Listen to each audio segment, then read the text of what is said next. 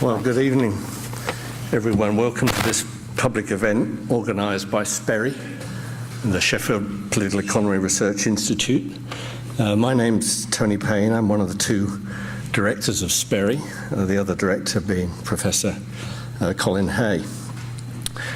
Now, I'm quite excited by what we have in prospect here this evening, but if I'm honest with you, I'm also a bit nervous since we haven't done anything quite like this before, and I don't know quite how it's going to work out.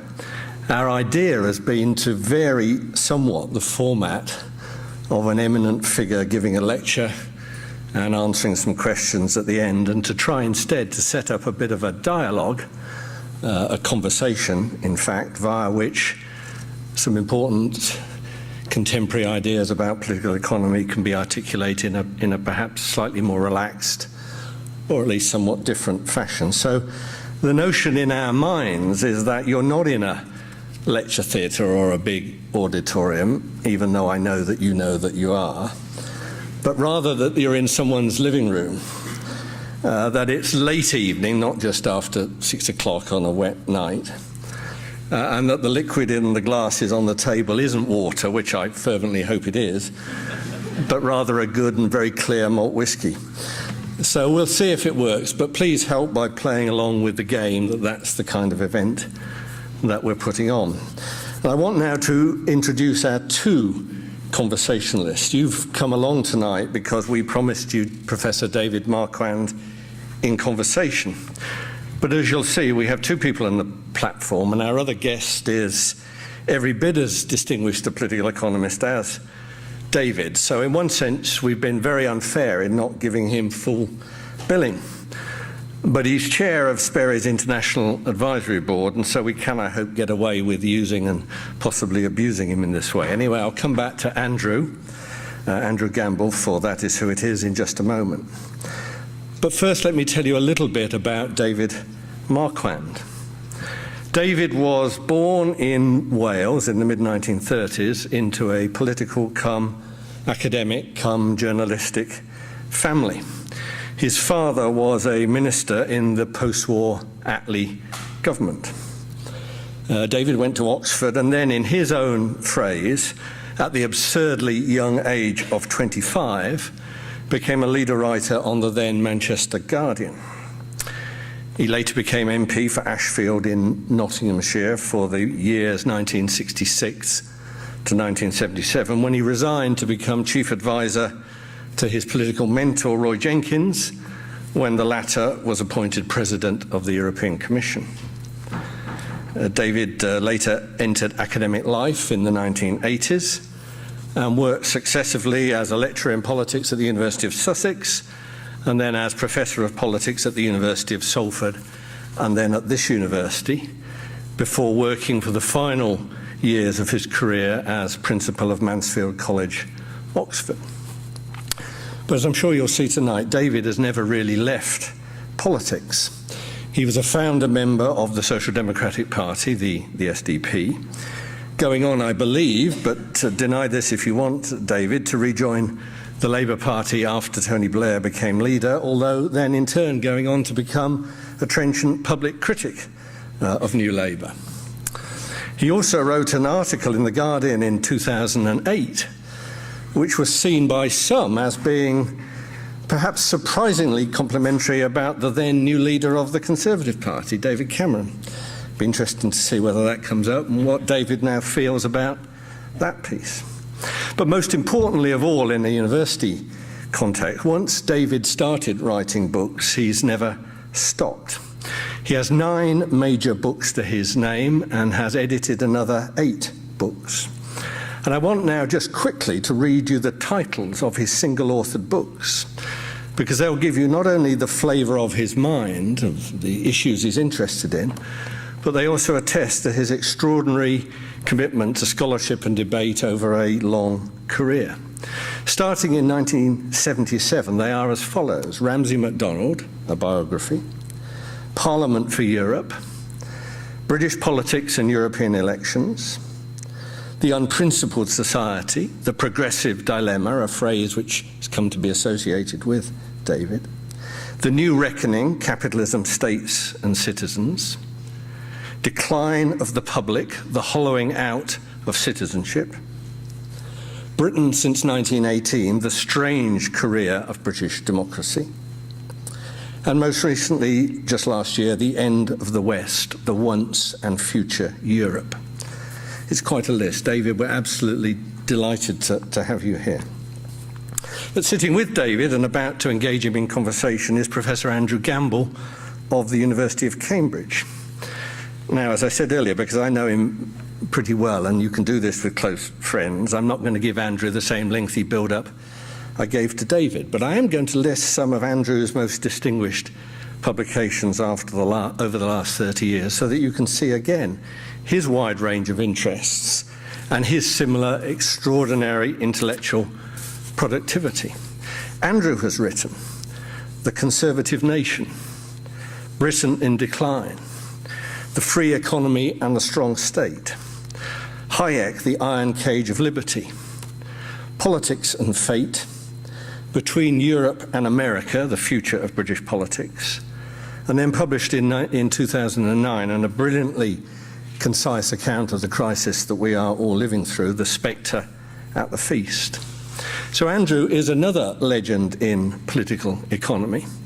And with two legends on two sofas, I'm hoping that the intellectual sparks will fly. I've just one last thing to say at the end of this quite long introduction, for which I apologise, but that is to add that for both David and Andrew, this is also a homecoming. They may now work at the universities of Oxford and Cambridge respectively, but they were both, and for a period at the same time, professors in the Department of Politics at this university. Both were also in their time directors of what we used to call here the Political Economy Research Centre, which was the forerunner of Sperry. So I'm delighted on behalf of Sperry and the university to welcome them here. And with some nervousness, I invite you, Andrew, now to begin the conversation.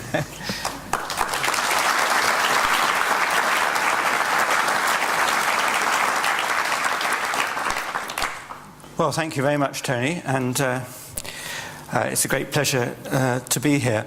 I think I am a bit nervous now after that introduction because we have got to make the intellectual sparks fly. But well, let's start. Let's see where we get to. There's lots of different things we could talk about, David. But let's start with something that's happening as we speak at the moment, that David Cameron is in Brussels. He's trying to negotiate a budget settlement which will freeze the budget in real terms.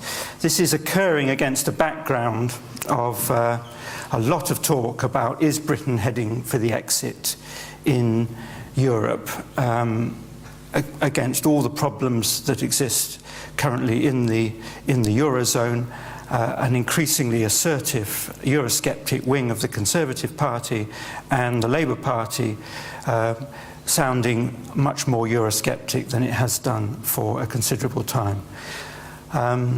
You have been a passionate supporter of Europe from the very beginning. What are your thoughts about where we've reached? Well, I think, can I put in a plug first? My book that Tony mentioned is actually just come out in paperback. And it's on sale for a very reasonable price. Anyway, that's enough of that. Yeah. Well, perhaps since I mentioned the book, maybe I should say this.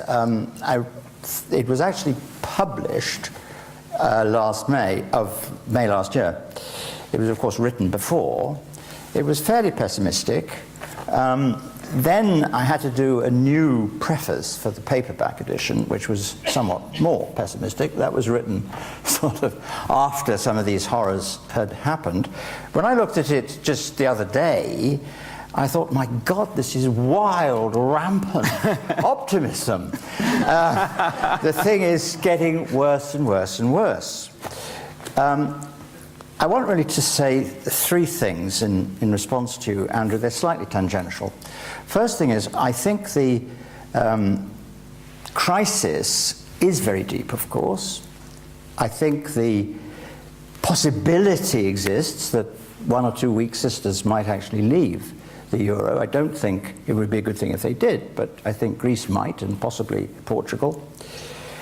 But I also believe very, very strongly that both France and Germany have put such an enormous amount of political capital, emotional capital, moral capitalism, you might even say, into this project right since, well, virtually since 1950, that they're not going to let it go. That, I think, is we should accept that. Second point is, how is that going to work out? Well, of course, nobody knows. But I think the high probability is that the absurdity, which was at the heart of the euro when it first was brought in, not when it was first conceived, but when it was first brought in, the absurdity of thinking that you could have, if you like, a Europeanized monetary policy and retain national fiscal policies, that was never going to work. And of course it hasn't worked. And what I think we're going to see is the conversion of the Eurozone into a kind of federal Europe. And the question is, who else is part of it?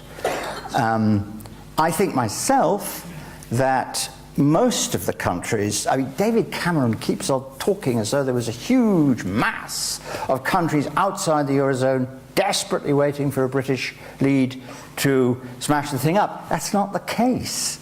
Most of the countries on the continent which are not in the Eurozone want to join it. And I think sooner or later will, if it survives. So I think the probability, not certainty, but probability is over time what we're going to see on the continent of Europe is the development of what amounts in practice to something very like a federal Europe. It won't be called that, but that's what it'll be.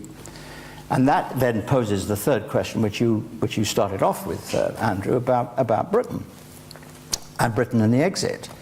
Well, I think those who say that Britain is heading for an exit, I deplore this. I think it will be a disaster for this country, and actually a disaster for Europe too, because we have a lot to contribute. I think the odds are quite high that it will, but I also think that question intersects with the tense and difficult question of what happens to the United Kingdom.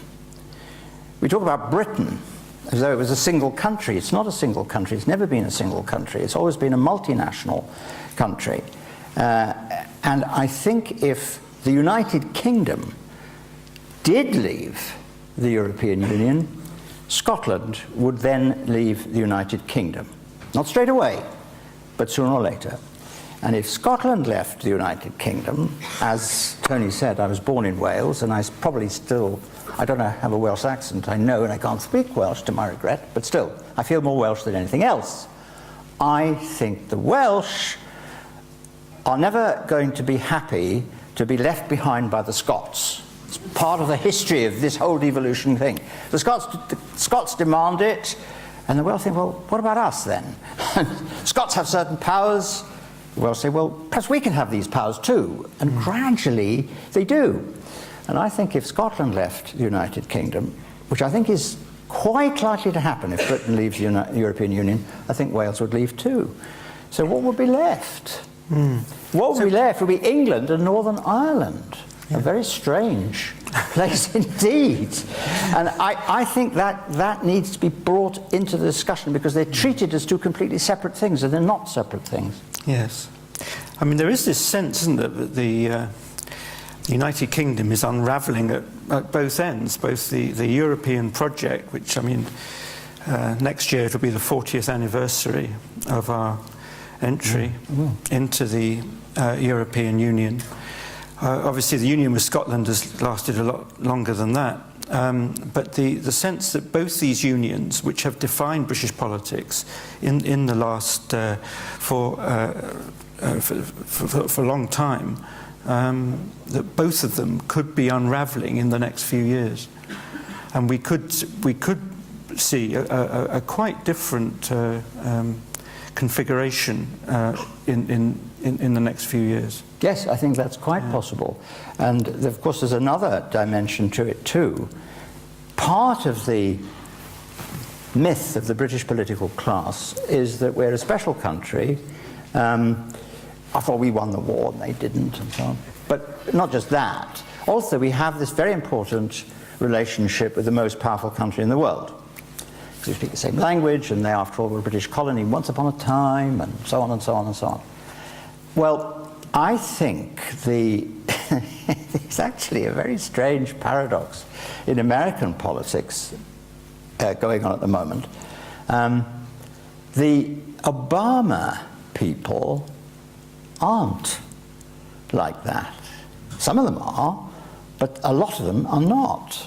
How many Hispanics in America feel some special relationship with Britain? The so-called Latinos. How many blacks? The vast majority of American blacks voted for Obama. Funnily enough, it's the so-called red states, the hardcore, horrible Republicans, who are the most sort of British in their background. Now, you wrote that wonderful book, Andrew, the Britain and what was it called, Europe and America. Anyway, that was the theme of it. Britain torn between these two poles. The European pole may be sort of we're saying goodbye to, and meanwhile the American pole is collapsing, so far as we're concerned. I mean, do you think that, because it's one of the puzzles about the current state of British politics, is that there seems to be such confusion once again about where Britain, what Britain's identity is, where Britain should be heading, and there's no clarity from the political parties at all. It's a very negative debate about Britain's relationship with Europe, and it's also even the relationship with Scotland is discussed in very narrow economic, pragmatic terms. Sure. I think I don't know, maybe this is something odd about British politics. Maybe it hasn't always been the case, actually. If you go back to the great historic debates of the 19th century over, for example, Irish Home Rule, very profound questions were raised and debated about what sort of country this was, what sort of people we were, yet you're right. Now the Scots talk about it. The Scots do, yeah. They talk about it. They feel, and they're right, of course, this is a historic European country, which is a nation state. It was an independent nation state until 1707, after all, and it made a voluntary agreement to join this union with England. It wasn't ever conquered, and they do feel different.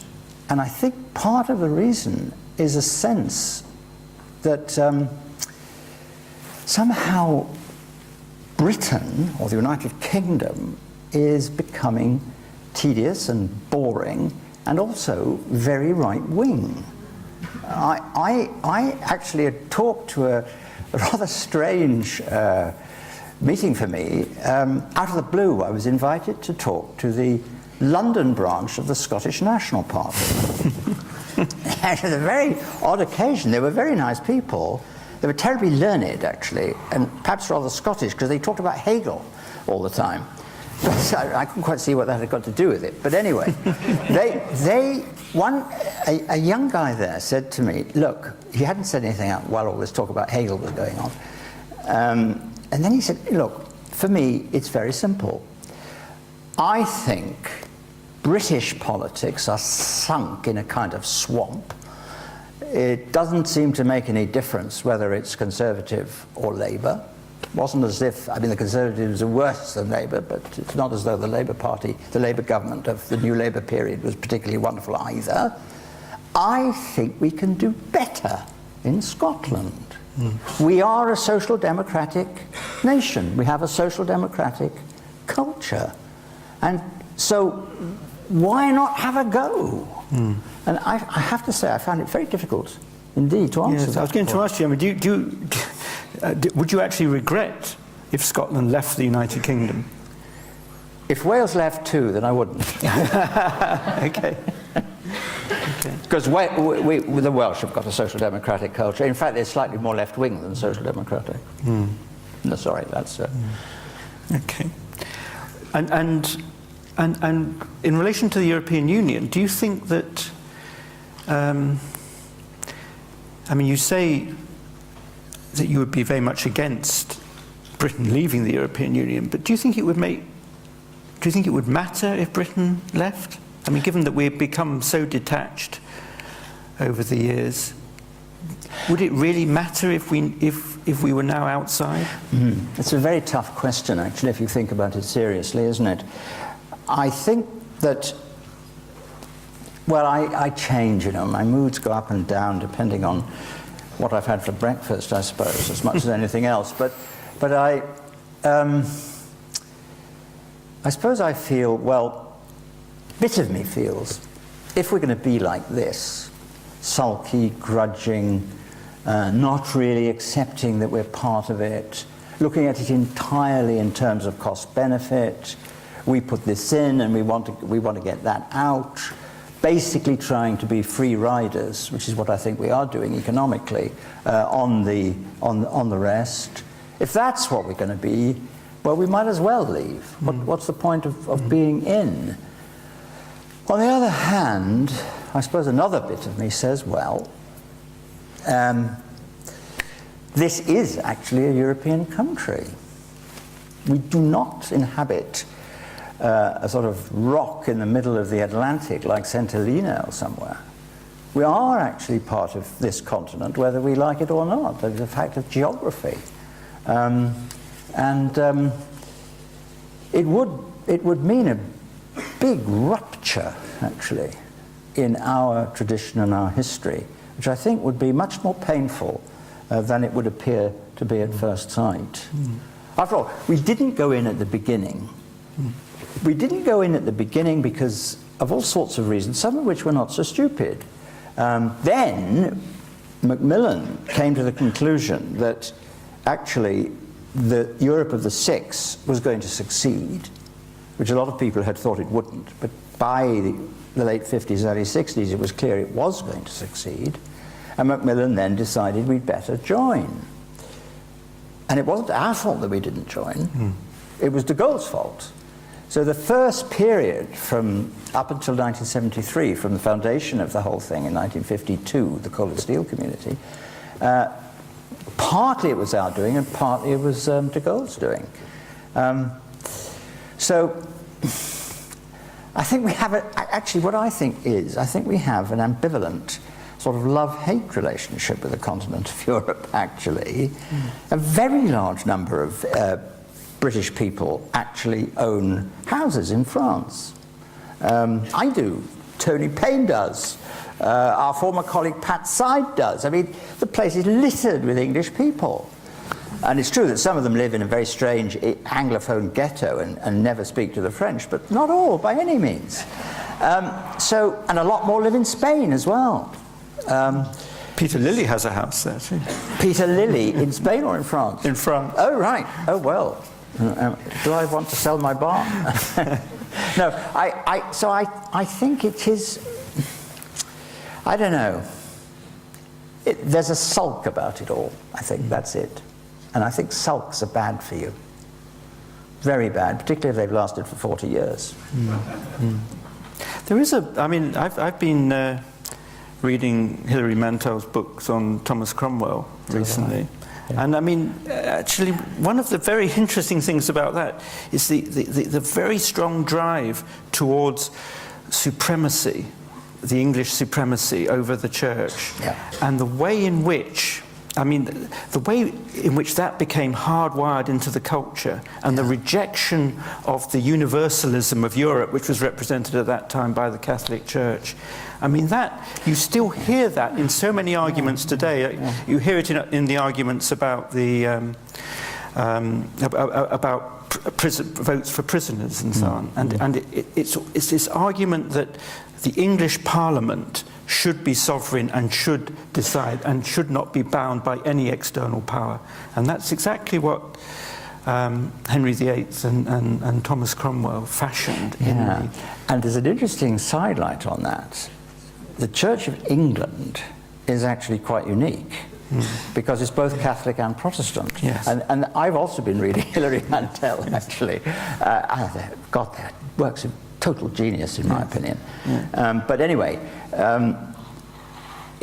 Henry VIII, at least if Hilary Mantel is right, remained really a Catholic in his theology. And he didn't want to have the Pope telling him what to do. And the eventual compromise was, I think, explicitly described as a via media, a middle way between Geneva and Rome. Unique, actually. Unique in Europe. Mansfield College, which, as Tony said, I was principal of for a time, was actually founded by Congregationalists.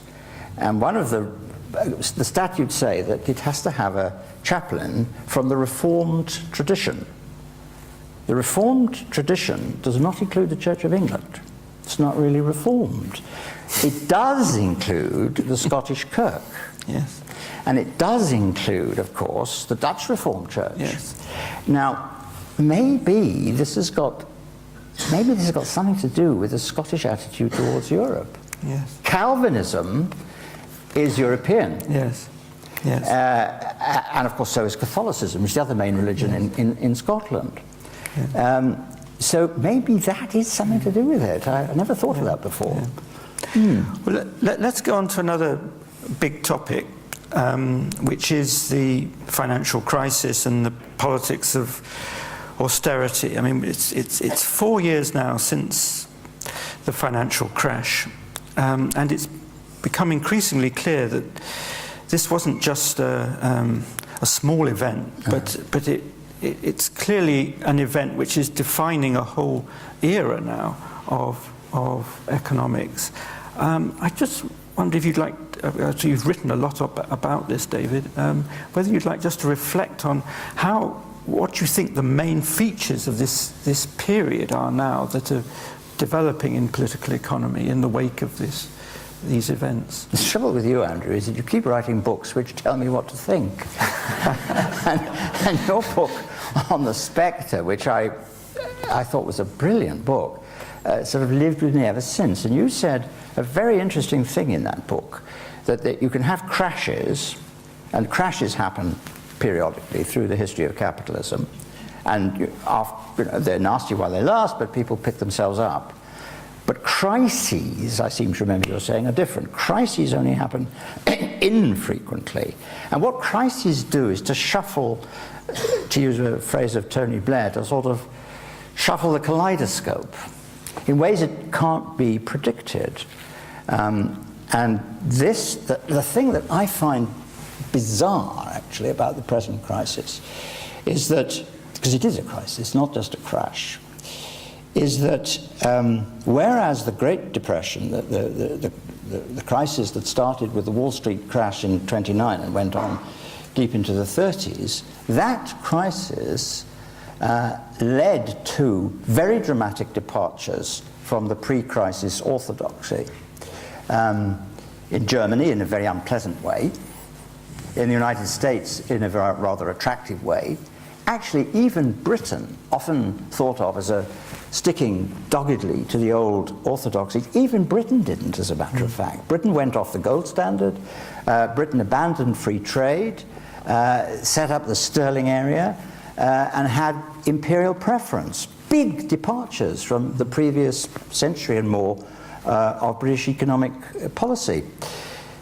This time, it hasn't really happened. Where is the voice that says, as Roosevelt did in his first inaugural, drive the money changers from the temple? Who's saying that? Nobody. Certainly not Obama. Certainly not Obama. Certainly not actually Ed Miliband, not really. He's doing a bit of it, but it's not very wholehearted. And I think what we're seeing is a very strange, there are arguments about, if you like, fine-tuning.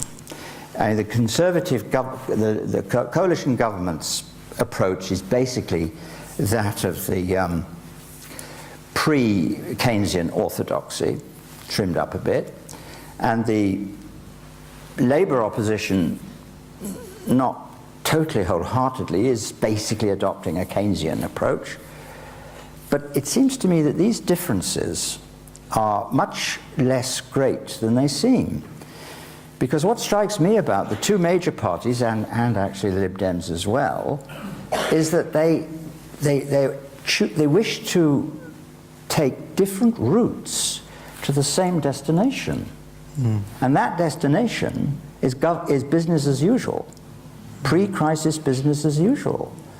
And that seems to me to be, quite extraordinary, because, all right, this crisis has not been as catastrophic as the Great Depression was 80 years ago, but it's not been very nice.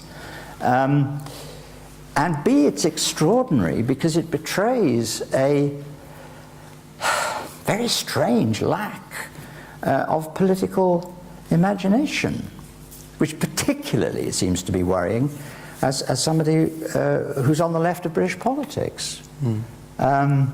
Because I don't think the left can win, which I desperately wanted to do, I don't think can win on the ticket of really a sort of tarted up business as usual, which is what I think it's basically saying now.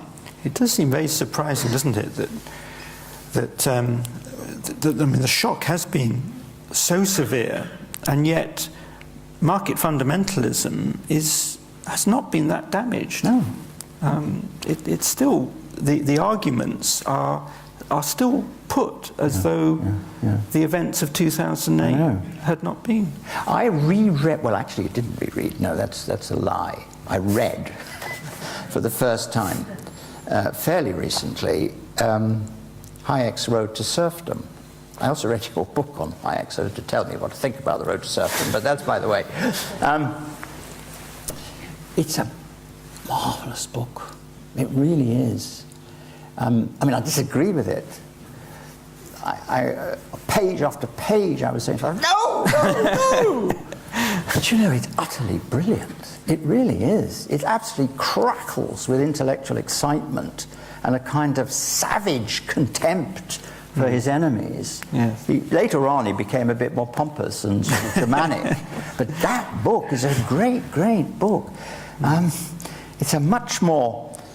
Nothing like that has been written by anybody on the left, well, for God knows how long. I think the last person, actually, who's written something of that sort of, that kind of emotional power was Tawney's Acquisitive Society, and that was written in 1921. So the market fundamentalists have held the field. I don't know if you'd agree with this, Andrew.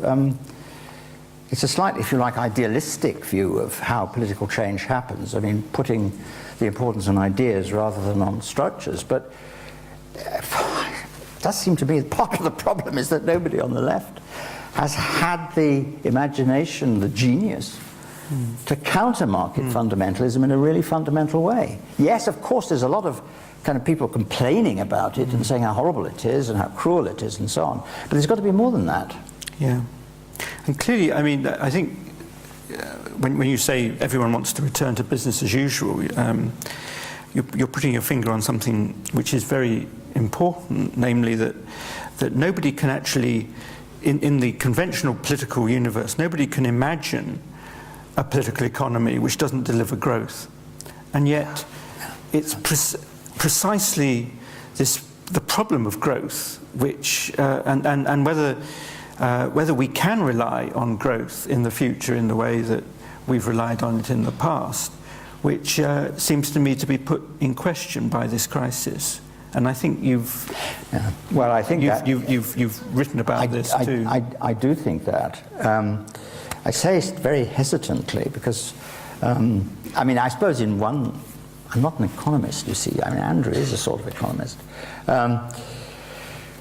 Part of me thinks, well, to say no growth is actually absurd because change equals growth in one sense. So an economy that's changing, and you can't imagine a totally static economy, is in one sense growing.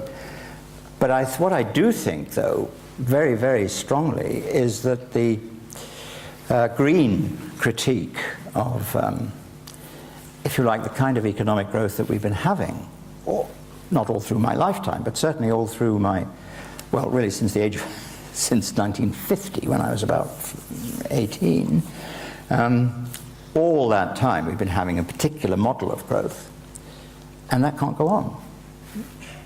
Doesn't mean to say that people's standard of living in some sense won't improve, but it won't be improving in the terms in which standard of living has been conceived for this very long period. That I feel in my guts. I can't, so to speak, explain it intellectually, but I just have that feeling. And so the connection between that green perception, that feeling, the gut feeling, and what's actually happening, that connection doesn't seem to be there. There's a complete disconnect between the political class and that view of the world, and view of human beings, and view of nature.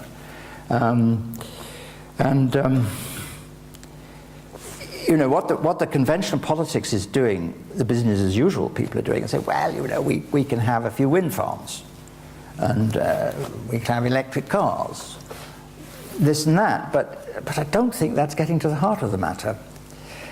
Now, how one imagines a world where you have to change that mindset quite fundamentally is mind-boggling, and I don't know the answer to it. But I do feel, so as I say, I kind of feel that it has to happen. Yes. I mean, I think it's the, well, I mean, there's this recent book by Robert Skidelsky and Edward Skidelsky, How Much Is Enough? I mean, I think it's being discussed by people like them from a progressive position. It's also being discussed a lot in the United States at the moment by people like Tyler Cohen, who's talking about we've used up all the low-hanging fruit. There's no more. There's no more technological innovations to be had, and we've got to get used to a very different kind of society which can't any longer afford welfare and can't afford large public programs, and it's got to get used to permanently low growth. And either of those positions, I mean, it seems to me that if either is even half right, then the sort of changes, sort of political changes they imply, are absolutely immense for the political parties. And it's understandable the political parties don't want to know about this, because the implications in terms of winning votes and governing are just too horrendous. So everybody is hoping that after an interval things will resume as normal, that recovery will happen, that steady growth will come back, and there will be a growth dividend to distribute in the form of rising living standards and increased public spending. And that whole political economy model, though, is premised upon the possibility of coming out of this crisis with renewed growth. Of the sort we had before. Yeah. I do insist on that, because I think the kind of what we have conceived of as growth can't go on indefinitely. That doesn't mean to say the economy has to be absolutely static. No. And it doesn't, by the way, either. I don't think the people who say there are no technological innovations to come, I think that's highly unlikely. No. I think there are some, but I mean, there are a lot of economic historians now who are saying actually the IT revolution, although it's produced a lot of technological innovations, they're not fundamental technological innovations in the way that the internal combustion engine or electricity or running water were in the past, and that we haven't got the scope for productivity increases in the future that previous generations were able to rely on. And whether that's right or not, I think, is going to be one of the fundamental determinants of how this crisis plays out. But then that, of course, is making a slightly different point, isn't it? It's not therefore wrong. In fact, it's rather quite likely right. That is not saying that we shouldn't try. It's saying we can't anyway, even if we did want to. We can't. We can't. Because of this point about productivity. So, mind you, though, if you look, I mean, there is another way of talking, isn't there, about this, which is of long waves, that you have a period of technological innovation which does produce a huge shock, in a way, to the system. And it takes time to be absorbed. And then it is absorbed. And then you proceed fairly steadily along the path that wave of technological innovation is produced. And then that sort of peters out, and another wave of technological innovations start to happen. I mean, I find it hard to see how you can say that there cannot be new fundamental technological innovations. Well, I mean, who can say that? Nobody can say that. No. Nobody can say that. It's just that we haven't had one so far. I think it's almost time to open up to get some questions and answers. But let's just close on one thought, David. I mean, you're very well known for writing throughout your career about the progressive dilemma. So, what is the progressive dilemma now at this moment? Where have we reached? What's the? I think the progressive dilemma that I was talking about was really the dilemma of people who had been part of this broad-based progressive coalition before 1914, after the Liberal Party collapsed as a serious political force. What were they going to do? Many of their values were not quite the same as those of the rising Labour Party. On the other hand, they were also, most of them anyway, pretty firmly anti-conservative. That was their dilemma, and they resolved it in all sorts of different ways. Now, I think the dilemma maybe go deeper in a way. I went recently to a curious sort of weekend conference, or half-weekend conference, run by an organization called Compass, which some of you may or may not have heard of. And it was very exciting and very exhilarating, and I was thrilled to be there, and there were lots of splendid people doing all kinds of things for, you know, the Green Party, the Friends of the Earth, Occupy movement, UK Uncut, all of this bubbling around. And but what I found quite remarkable was how turned off these idealistic, mostly young people, certainly in comparison with me, young people anyway, how turned off they were from formal politics. And I think that's partly it's happened to a certain degree all over the democratic world, I think, but it's particularly noticeable in this country. And partly it's the consequence, let's be blunt, of the deep disappointment that so many people on the left felt with the new Labour regime of Blair and Brown. And it hasn't recovered. That's part of the reason, but I don't think it's the only reason.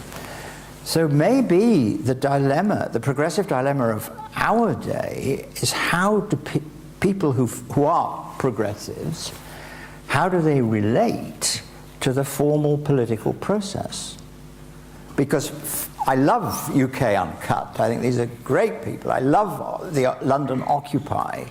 I love the campaign for a living wage that's been going on in London. I mean, all of this is wonderful stuff. You can't not admire them. But I'm old-fashioned enough to think that in the end, if you actually want to change society, you can't only do it by this kind of splendid, effervescent and exciting extra political activity. You have to, in the end, be prepared to some degree, compromise, because politics is about compromise. You have to be prepared to compromise. You have to be able to work within the formal system. So maybe that's the dilemma now, the progressive dilemma now, that there's no political party that these people feel identified with, actually. The nearest one would be the Green Party. But then are you really all going to join the Green Party? There's only one Caroline Lucas. And I don't know what the answer to that dilemma is, but that may be where we're at now. Okay. Well, let's open it up now to questions. I mean, people are free to ask questions about anything that we've been discussing, or indeed any other issue which they want to ask David. So, yes, please. Well, I'm Ankie Hoogveld. Sorry? Oh, right. I'm Ankie Hoogveld, and a long time ago, oh, no. I was a colleague of both the gentlemen that are sitting there. Now, it's been very enjoyable. I want to take you back to the question about Europe. I remember a long time ago Andrew Gamble coming back from a trip to Japan, and that was during the the first step of European monetary union in 1992, when we had another sort of crisis of are we in or out. And I remember Andrew saying, when we asked him, how was your trip to Japan, Andrew said, the Japanese only have one question. There's only one thing they want to know. Are we in or out? And really that leads me to ask you one thing. I mean, it was very enjoyable hearing you talk about sentiments and emotion, whether we will be in or out of Europe. But you didn't place it within a context of a global economy. I mean, how sustainable would it be, or wouldn't it? And in Catalan at the moment, on Sunday, they're going to the vote. Business people are saying this is going to be terrible because we will lose our access to Europe. Equally here, voices are beginning to be heard now, because in the business community, people are beginning to panic that, who knows, this time these silly conservative backbenchers might actually push us out.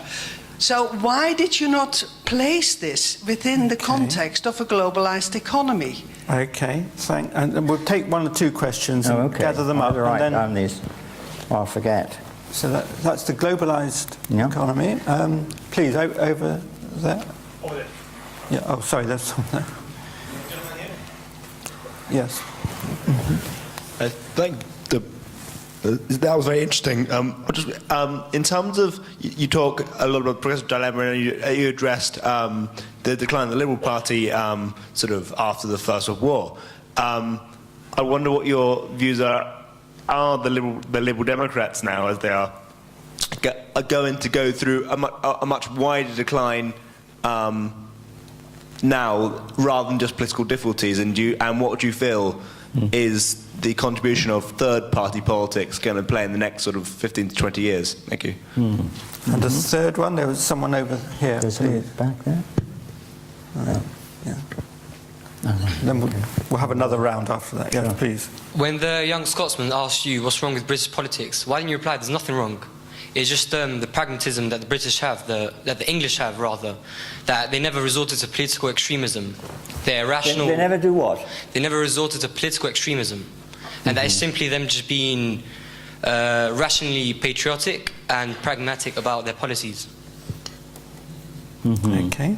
Thank you. Sorry, just to sum up, there's nothing wrong with British politics. It's just the general approach of the British public. Right. Okay. Well, David. Yeah. Okay. Well, I'm going to come to Anki's question last. Actually, it's the most difficult question, really. The question about the Liberal Democrats. Well, I think there has always been, at least since the late 19th century, two wings in the Liberal Party and then the Liberal Democrat Party. There have been what you could call the social liberals, and there have been economic liberals. They've not been totally separate, they've overlapped. But in very crude terms, that's been It's been a coalition of these two groups. And the social liberals have been in the ascendant, certainly, for most of the time since the Second World War, with a few sort of, exceptions now and again. What's happened in the present period is that the economic liberals have, as it were, taken over.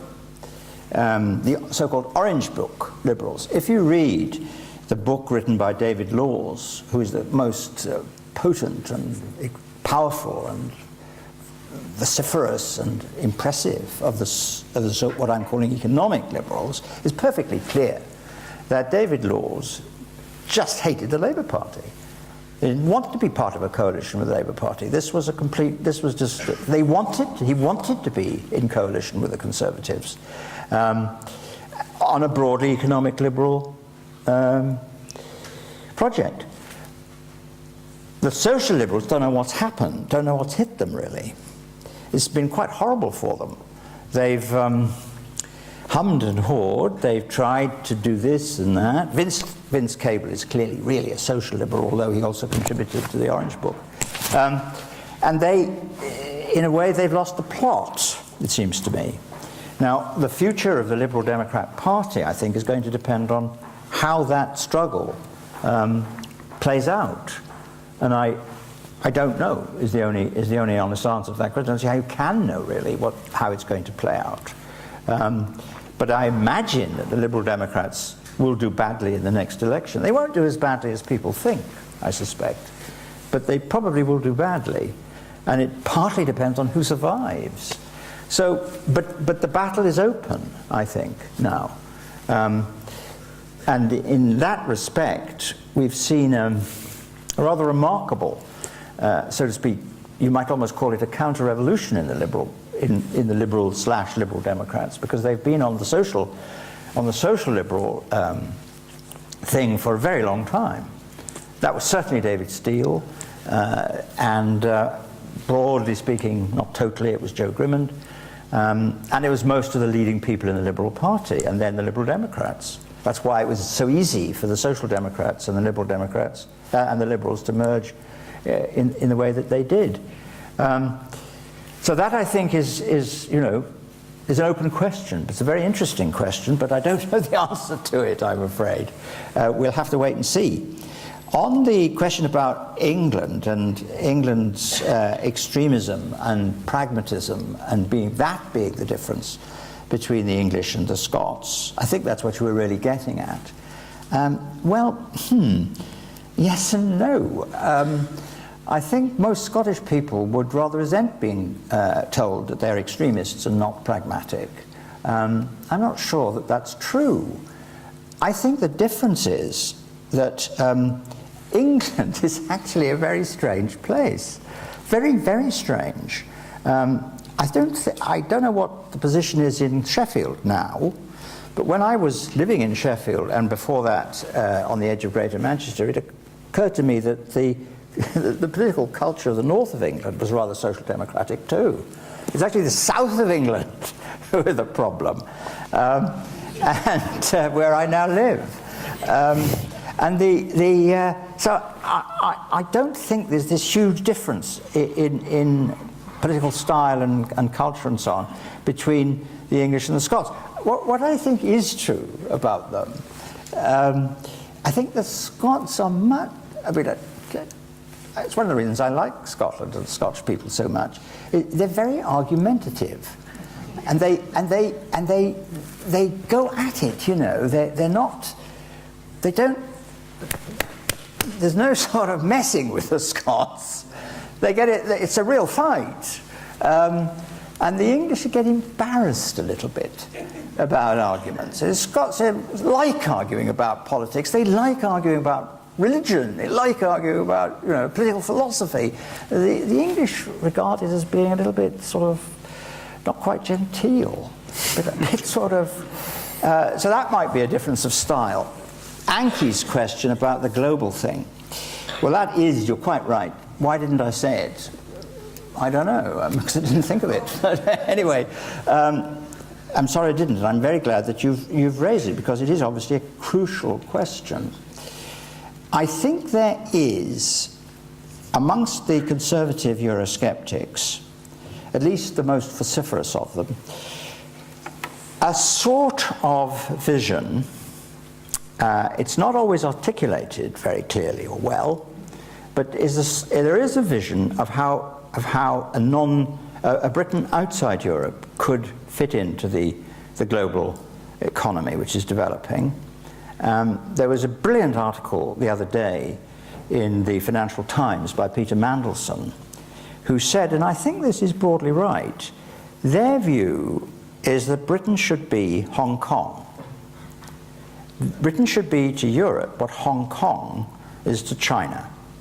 A sort of freebooting, free market enterprise, swashbuckling and very economically liberal, etc., etc., etc. And Peter said, I think it's quite right, the only trouble with this is that Europe is not China and Britain is not Hong Kong. But I do think, apart from that, it's a very good idea. But I think that is how they see it. And actually, you know, this does go back to the points that Andrew and I were making some moments ago, that apart from Peter Mandelson, actually, no other major political figure seems to me to be making that point. Nobody's putting forward a view of how Britain fares within the European Union in the global economy, and where Europe fits in to the global economy either. I suppose this is partly because the crisis is so deep at the moment in the Eurozone that it's very difficult for anybody to lift their heads above the parapet and think about what it might be like in 10 or 20 years' time. Okay. I don't know, does that answer your question? Not properly, but at least it starts. Let's have another round. Please, here. A really enjoyable talk. I just wanted to ask about economic values. I know you're both talking about politics, but at the moment we charge VAT if we want to renovate the housing stock, and we don't charge VAT if we want to build new homes. And I know there's been some work done on redefining economic values in order to bring neo-classical economics into a more realistic frame in relation to values in nature. And I suppose my question is how much is politics hampered by the fact that we've got an economic system that doesn't actually account for how the planet actually works? Yeah, very profound question. Someone at the front here, please.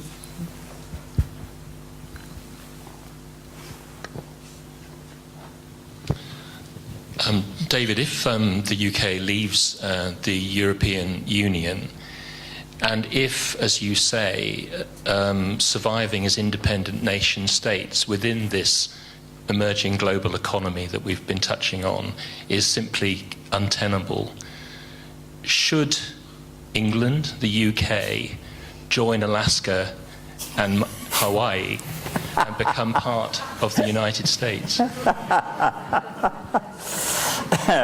If we could have the Hawaiian climate, perhaps. There's someone right up at the back. There.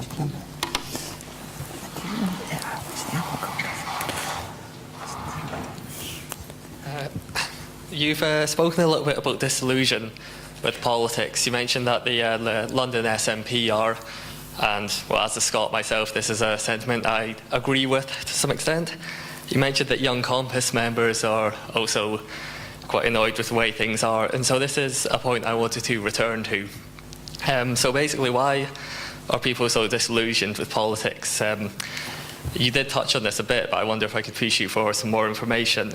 Is this just a problem with New Labour, for example, or is it something more? Is it a problem with the institutional nature of the British state or of British democracy? Wow, you do ask some easy questions, don't you? Yeah, I do. Thank you, guys. Yes. Well, I suppose the one about joining the US is the first one I'm going to say something about, because it's what makes you think they'd want us? I don't know if any of you have ever read or seen a wonderful play by Bernard Shaw. I think it was called The Apple Cart, was it? It was published, there's a king. Suddenly Britain gets an intelligent king. And this is astounding. Because he's so intelligent and attractive, the United States decide that they would like to become part of the British Empire again. and the king points out, but why do they want to do that? They'll take us over. Now, I don't think people would think if we became like Hawaii or Alaska that we were going to take them over. But I don't think there'd be an enormous mass of support for the idea in the United States, actually, to be honest. Quite apart from the fact the Atlantic is quite wide, you know. It is quite wide. I love America. I haven't been there for a long time, but I love it when I go. When I go to America, what made me realize that I was really a European was spending a year as a graduate student in California in 1958-9. I loved it, absolutely adored it. But I also realized that I was actually a European and not an American, you know? That's what made me realize. I wasn't just British, I was also a European. Well, it comes down to, I suppose, senses of identity and things like that, which are very hard to talk about in a rational way. On the point about, what does that say? Can't read this. The economic values. Oh yes, why disillusion with politics? That's right. Well, I'll come back to that. The economic values point, I think, is very, very profound, and perhaps is at the root of our problems. If you go back to the founding fathers, and they were fathers, not mothers, mostly, or perhaps all entirely, if you look back to Adam Smith, to David Ricardo, to Karl Marx, who after all was an economist as well, and even up into the 20th century, even as late as John Maynard Keynes. For them, and Marshall, the great, famous, well, I forget his first name suddenly, Cambridge economist at the end of the 19th and beginning of the 20th century, who was Keynes's sort of idol for a long time. These people were, in the first place, they had a view of history. One or two of them, actually, the first people who held economic posts at Cambridge University also taught history. And they were also, if you like, public moralists. They thought economics was related to morality and moral values. Adam Smith certainly thought that. The first famous book he wrote, the one that made his reputation, is called The Theory of Moral Sentiments. Now that way of looking at economics as a broad, if you like, human discipline got overtaken in the second half of the 20th century, I think, really, by mathematicians. And mathematics drove out political economy. That's why we started the Political Economy Research Centre, which this outfit now is the descendant of. Because in a way, we wanted to go back to that view of economics as part of a sort of broad human inquiry, which would include values, as well as just techniques and mathematics. And that, I think, is part of the problem that we're now in. The book of Robert Skidelsky and his son Edward Skidelsky, which Andrew mentioned just now, How Much is Enough? What they have done in that book is to look way back to philosophers and theologians in the much more remote past. I mean, starting off with Aristotle, and then Aquinas and the thinkers of the Middle Ages, for whom economic life was part of social life, which also had, by definition, a moral dimension. And that, I think, is the problem. a large part of the problem that we now face. That it's become a technique, very, very clever technique. I mean, entrancing. I can see that if you've got a crossword puzzle solving sort of mind, it must be wonderful to play these games. But it's not got anything to do with what happens in the world. And as I say, morality has gone out of the window. It needs to be brought back in. And I don't know, maybe Sperry will finally succeed in doing that. We go back to Aquinas. That should be your motto, Tony. Anyway, the other thing about disillusionment with politics, I think, well, the first thing is, I think we should recognize that, in one sense, that there was never a golden age. People were saying horrible things about politicians in the 1930s, in the 1900s, in the 1830s, in the 1730s. And, you know, they've always thought politicians were disgraceful, selfish, greedy, liars. And on the whole, they were right. Shakespeare has some very nasty things, actually, about, or like a scurvy politician, seem to see the things thou dost not, you know? So that's one point to make. Avoid golden ageism. However, I think there is something has happened to British politics, and not only to British politics, it's true in America as well. It's true, I think, in most continental European countries, though I don't know them well enough to be sure. Politics has become, in a strange way, professionalized. Professionalized in rather a bad concept of what a profession is. And if you look at the careers of people in politics now, a kind of standard career, well, take Ed Miliband. Very nice guy, I'm all for him, and I hope he wins, and I hope he becomes Prime Minister. But what has he done in life, actually? He's, you know, he got a good degree from a good university. He then went and worked for Gordon Brown. Almost hard, you know, his still wet behind the ears. Then he got a seat in Parliament, and then he got promoted to the cabinet, and he's never actually done anything else.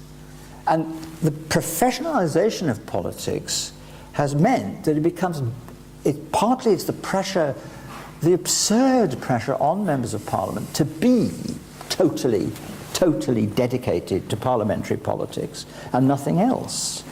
That it's almost impossible now to combine a sort of reasonably successful political career with a reasonable successful career outside politics at the same time. When I got elected to Parliament, that was still not the case, at least not nearly so much. And the result of this, I think, is that all professions, you know, suffer from a kind of déformation professionnelle, as you put it in French, professional deformation. And the professional deformation of politicians is to run around like crazy doing silly things and nothing else. And it's partly because they don't have a base outside. They don't have... Dennis Healey used to talk about the importance of having a hinterland. And that's a pretty good phrase, I think. You need to have a hinterland, which he certainly did. Music, photography, in his case, family life, and so on. Roy Jenkins, whom I, as Tony Payne said, was in a way my mentor for a while. Roy Jenkins had an absolutely enormous hinterland, more hinterland than foreground, actually. Claret, you know, clumps, all that. But it would be nice to have a few more people like that. But it's very difficult. I mean, a Roy Jenkins of today or a Tony Crosland of today, who wrote a great book, The Future of Socialism, one of the great classic texts of social democracy in the English language, when he was a member of Parliament. I don't think you could do that now. I really don't. So that, I think, is part of the reason. And the result of that is that somehow politicians all seem cut out of the same cloth, you know. tailored to the same size, and they sound the same somehow. When you hear them on the Today program or something like that, they're arguing with each other, you feel it sometimes that they're not really real people at all. They're sort of marionettes. Which is very sad. I don't like to say that. I mean, I think it's a very serious problem. Okay, I'm looking at time. I mean, have we got time for another round? Or? 5 to 10 minutes. Okay, let's. So quick. So, up at the back there, please. The red. Okay, first, thank you very much for your enlightening conversation. I'm quite interested in your book, The End of the West, The Once and Future Europe. And I don't know whether you ever read a book written by Martin Jacques, The Rise of the Middle Kingdom and the End of Western World. And I think he writes something similar. And as you talk a lot about crisis, but personally, the economic crisis for myself is that like I got a chance to study here as the currency rate fallen. Very good. Every crisis has a silver lining. Yeah. And I just had a glance of your book online. That last chapter of your book is Which Boundaries, Whose History? I think like crisis and opportunities always together, and I just wonder, because I'm sorry I didn't read your book, but could I hear your ideas here, your current ideas? Thanks. Okay. Do you want to hear any more? Yes, please, at the front here. That guy's there. Sorry, all right, and then we'll go over there. Yeah. Okay. You were very gloomy about the prospects for economic growth into the near future. I wonder if I could ask how you would see the future of welfare entitlements and the future shape of the welfare state within that context. Okay, and then, yeah, over here. Right at the beginning, you said you thought it would be a shame if Greece and Portugal left the Eurozone. But given the continued pain of austerity cuts on the Greek people, do you not think they'd be better off getting out of Europe, defaulting on their debt, and reintroducing a devalued drachma? Another lot of tough questions. They're putting you through it, David. Can't you ask an easy question? Is that 3? Yes. Oh, right. 3. Okay. Oh, yes, it is. Yes, I can see now.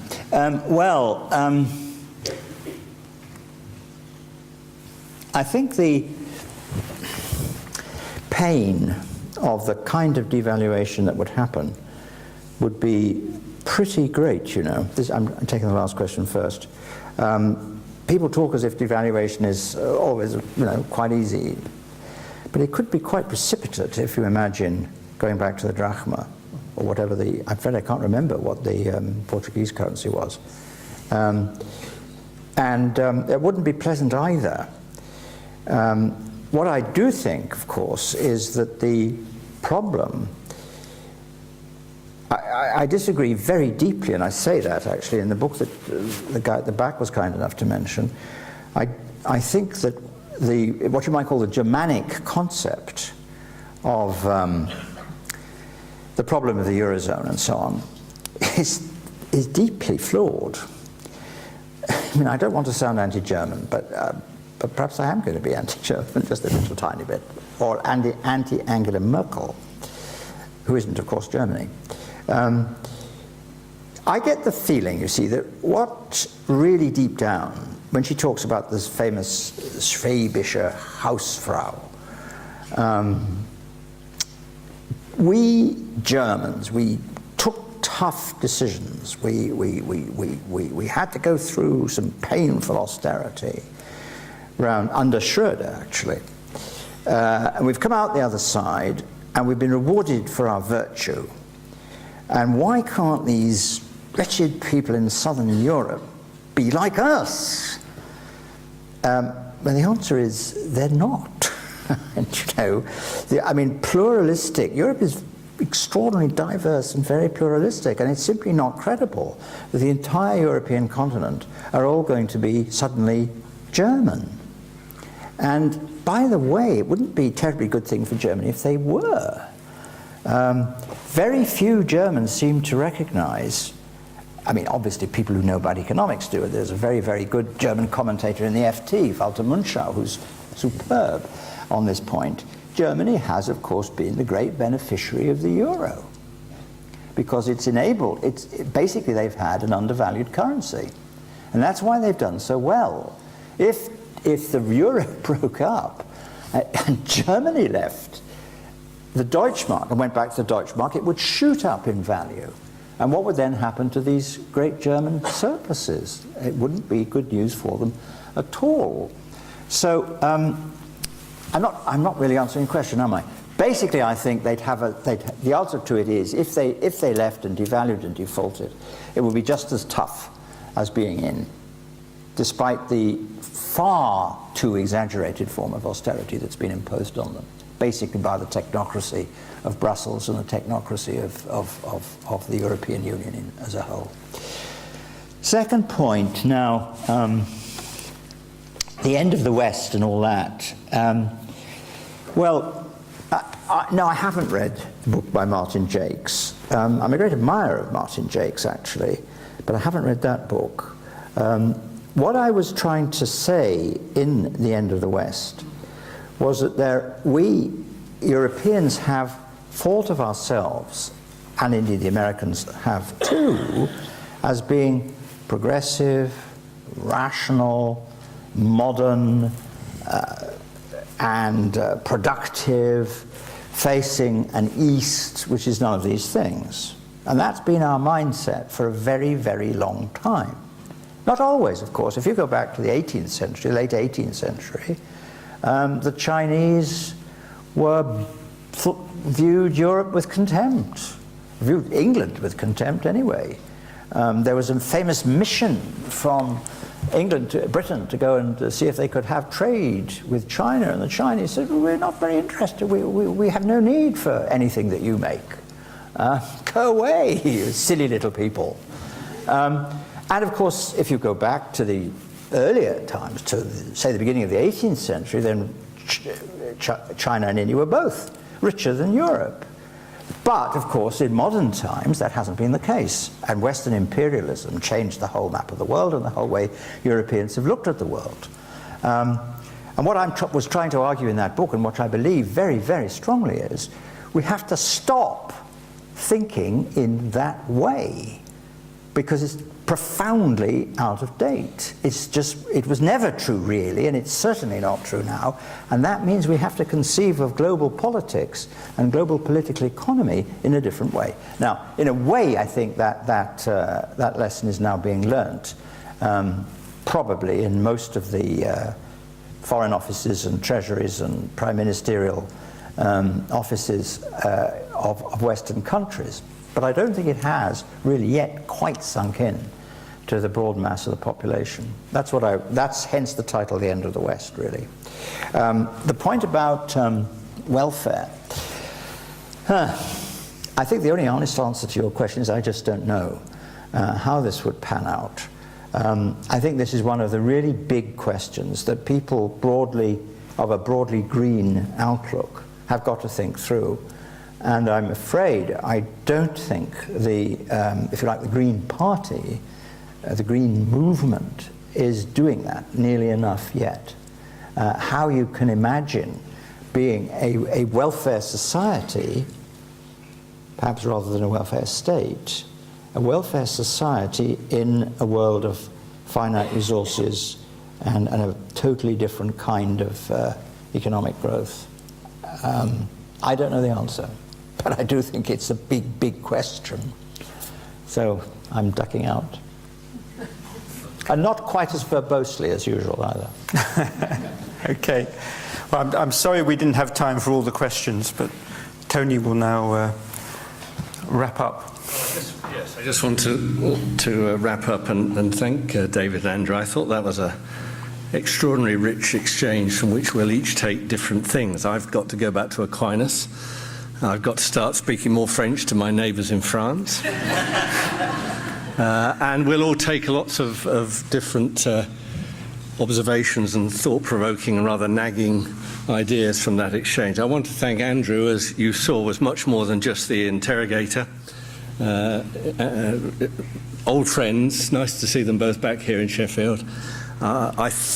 Let me know whether you think this in-conversation format works. I rather liked it, and I think we might try and make this an annual Sperry event. But for now, please join me in thanking Andrew and David very much.